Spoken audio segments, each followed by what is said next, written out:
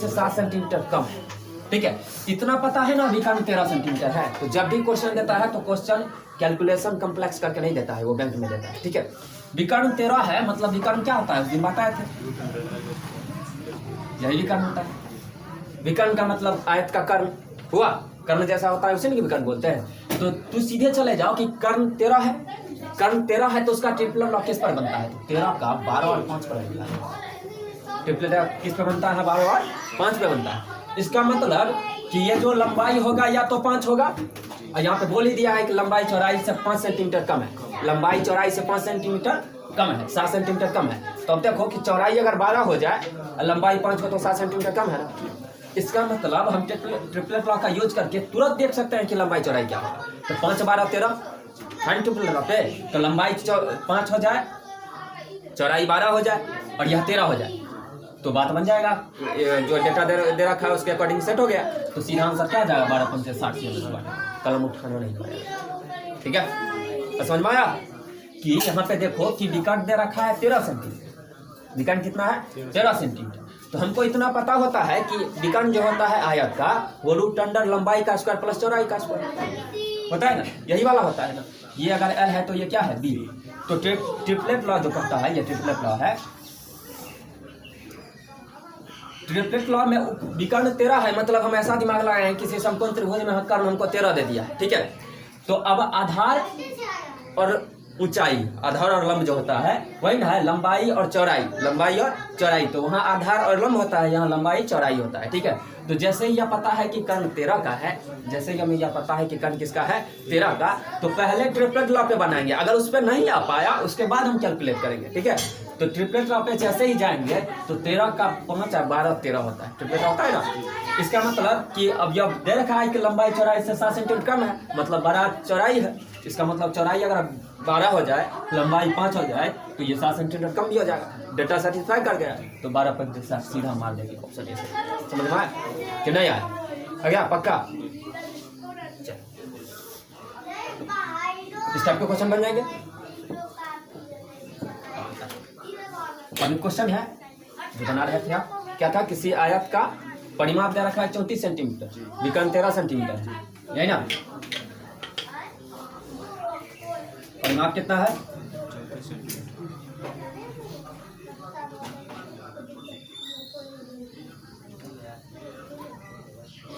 ठीक है, परिमाप कितना है 34 सेंटीमीटर। पूछ रहा है एरिया, विकर्ण 13 सेंटीमीटर है और परिमाप 34 से पूछ क्या रहा है, एरिया पूछ रहा है। तो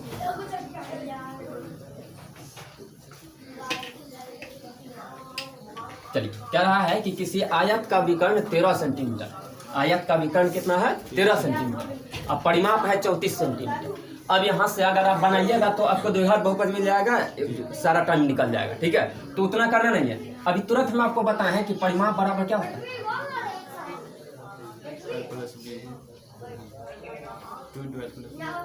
चाहे परिमाप बट्टा 2 बराबर एल प्लस बी होता है। चाहे इसको हटाइए, थोड़ा अरेंज वे में लिखते हैं। हम बताएं ना आपको कि लंबाई जो चौड़ाई, अभी तुरंत बताएं, वो होता है परिमाप बट्टा 2, परिमाप बट्टा, पता है। तो लंबाई प्लस चौड़ाई कितना आ जाएगा, कितना आ जाएगा बोलो, 34 बट्टा 2 कितना आ गया 17 सेंटीमीटर, कितना आ गया 17 सेंटीमीटर। ठीक है, लंबाई प्लस चौड़ाई कितना आ गया 17 सेंटीमीटर। अब 17 सेंटीमीटर है तो जैसे ही विकर्ण 13 सेंटीमीटर है तो मेरे दिमाग में खट से आया कि 5 12 पे 13 होगा वो, हाँ कि ना। आयत का विकर्ण है चूंकि वह समकोण त्रिभुज जैसा ही वही ना होता है, विकर्ण बराबर root under l square plus b square.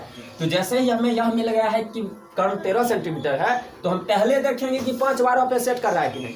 ठीक है, तो हम देखें अगर तो एल प्लस बी 17 पुरना चाहिए, तो 12 5 17 पुर गया, हाँ कि ना, 12 5 17 पुर गया ना। तो एरिया पूछ रहा है, इसका मतलब यह हम नहीं बता सकते कि लंबाई 12 है कि चौड़ाई 12 है, ये नहीं बता सकते ना।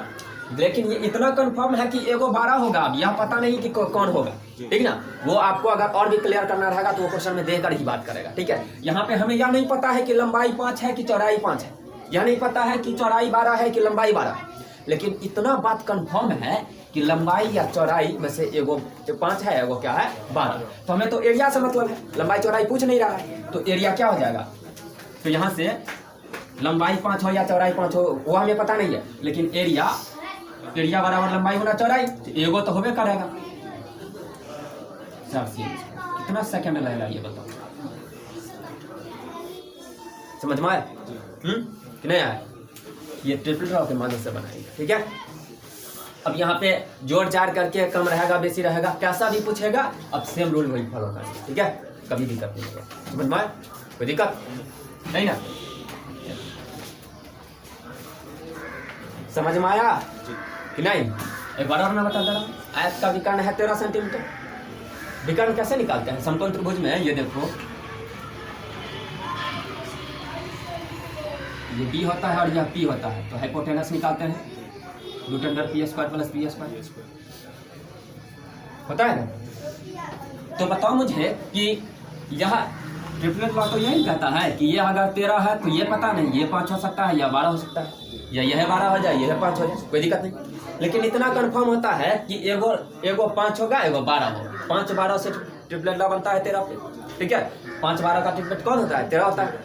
तो देखिए 5 12 का 13 होता है। जैसे ही विकर्ण 13 दे दिया, जैसे ही विकर्ण 13 दिया तो हम तुरंत सोचेंगे कि 13 कर्ण कहाँ पे बनता है? 5 12 पे ही बनता है। अरे विकर्ण को ध्यान रखने के लिए अभी कर्ण ही मान लो, ठीक है। तो 13 कहाँ बनता है? 5 12 पे ही बनता है ना।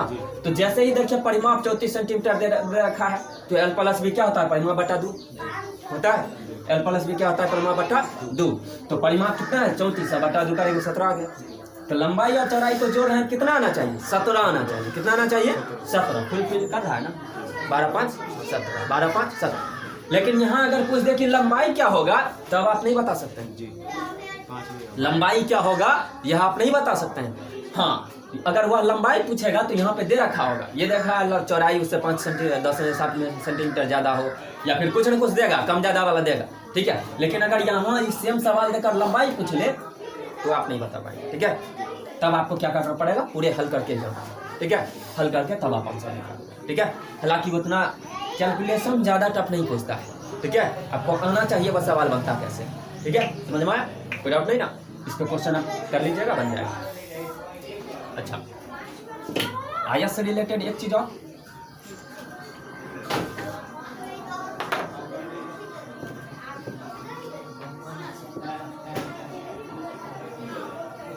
क्वेश्चन को मैं दोबारा लिख दूं क्या? किसी आयत का विकर्ण 13 सेंटीमीटर दिख तो जाएगा। वैसे बोल भी दे रहा हूँ, किसी आयत का विकर्ण कितना है? 13 सेंटीमीटर है, परिमाप 34 सेंटीमीटर है, एरिया निकालना है। करना चाहते का है ना क्वेश्चन?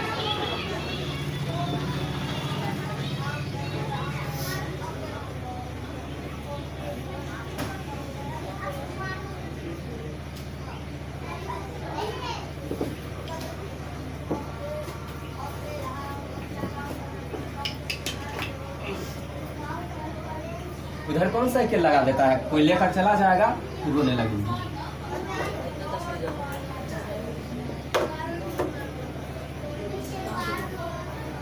इधर इतना खाली है, उधर नहीं लगाती, उधर लगा। चलिए आयत पे एक क्वेश्चन और कीजिएगा। अच्छा, आयत के लिए बार में वैसे तो मैं बता ही चुका हूँ परसेंटेज में, पर फिर भी देखिए,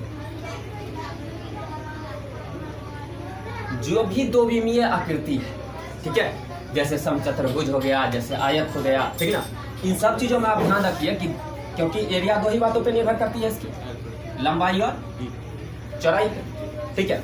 तो अगर यहाँ देखिए लंबाई चौड़ाई और यहाँ मैं रिजल्ट लिख दे रहा हूँ, यहाँ लंबाई है, यहाँ चौड़ाई है और यहाँ रिजल्ट है,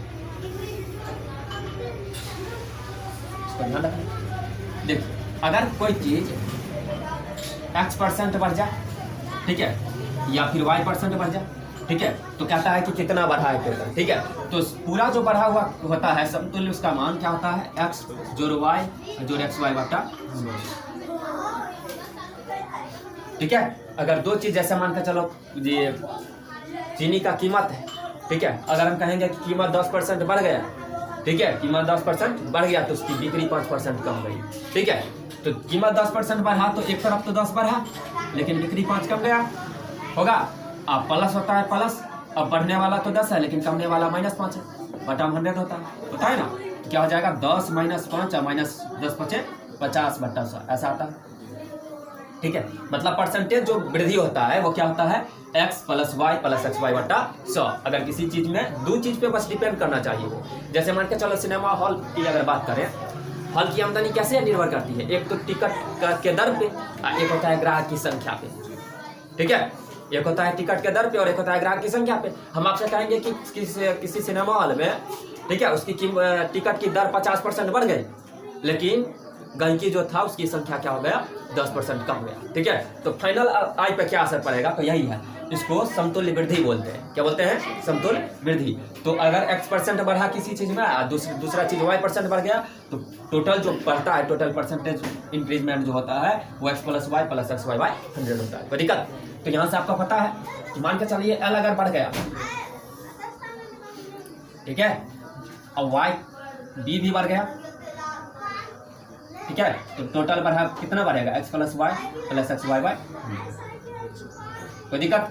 अगर एक बढ़ गया और ये कम गया, ठीक है, तो क्या हो जाएगा, जो बढ़ा उसमें x लगाइए प्लस में और minus y minus x y लगाइए। कोई दिक्कत होगा? अगर मान के चलिए कि ये कम गया और यही बढ़ गया, इसको हटा देंगे इससे। ये समचतुर्भुज वगैरह पे भी आप लगा सकते हैं, ठीक है, वर्ग पे भी लगा सकते हैं, बस इसका जो एरिया होता है वो तो बराबर ही होता है। तो ए प्लस ए गुना a by a square by 100 हो जाएगा। ठीक है, ये बता दे रहे हैं। देखिए अब इसलिए क्या हुआ, ये कमा है, ये बढ़ जाए, ठीक है, तो क्या हो जाएगा, कमा कौन है, माइनस एक्स, बढ़ा कौन है, y, minus x y y. अगर दोनों कम जाए, ये भी कम जाए और ये भी कम जाए, तो क्या हो जाएगा, माइनस एक्स माइनस वाई, अब minus minus plus x y. कोई दिक्कत नहीं ना? इस पर क्वेश्चन कर लेते हैं पहले, यहाँ बात करते हैं।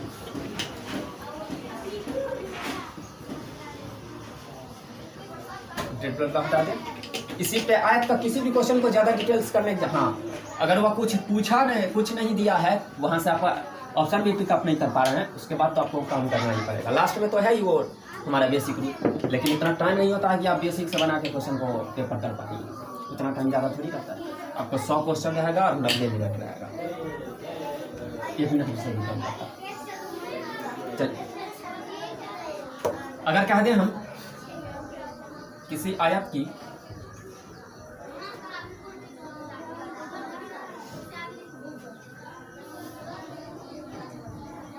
लंबाई 5% बढ़ गया तथा चौड़ाई क्या हुआ, 10% कम हो गया,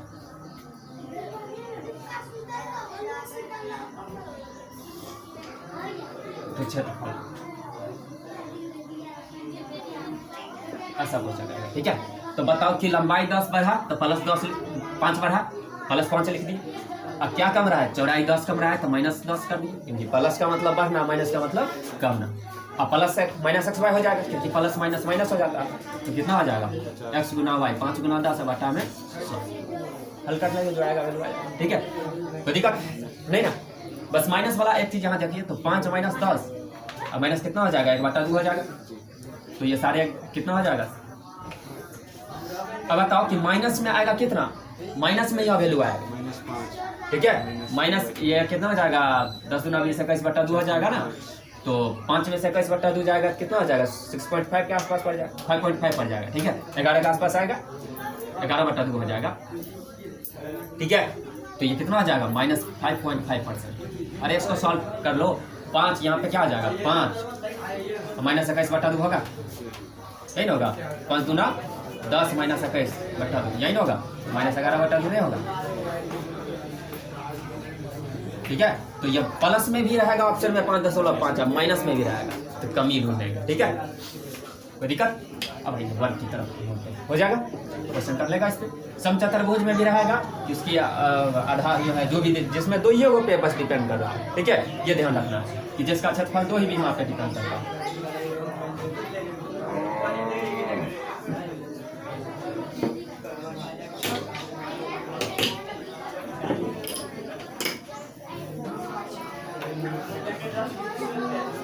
क्वेश्चन देखिए, तो क्वेश्चन आंसर दिया हुआ है इसमें वर्ग वाला।